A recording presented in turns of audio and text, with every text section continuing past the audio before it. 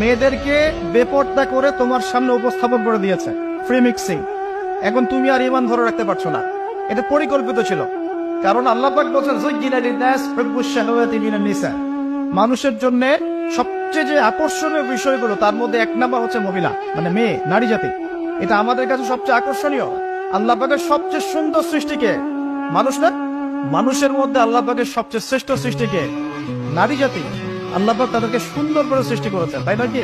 এই কারণে পুরুষদের সবচেয়ে আকর্ষণের জায়গা কোনটা? নারী জাতি। এই কারণে মেয়েদেরকে বেপর্দা করে তোমার সামনে ছেড়ে দেওয়া হয়েছে। জেনা বেড়েছে, ব্যভিচার বেড়েছে, ফ্রি মিক্সিং বেড়েছে, ধর্ষণ বেড়েছে, এই যে হারাম প্রেমের সম্পর্কগুলো বেড়েছে। যুবকেরা তাদের জীবনের উদ্দেশ্য ভুলে গেছে। আমার কথা কি বুঝতে পারছেন? আচ্ছা, এটা এক নাম্বার। দুই, মাদক। মাদক, যুবকদের সামনে মাদকের সহজলভ্যতা।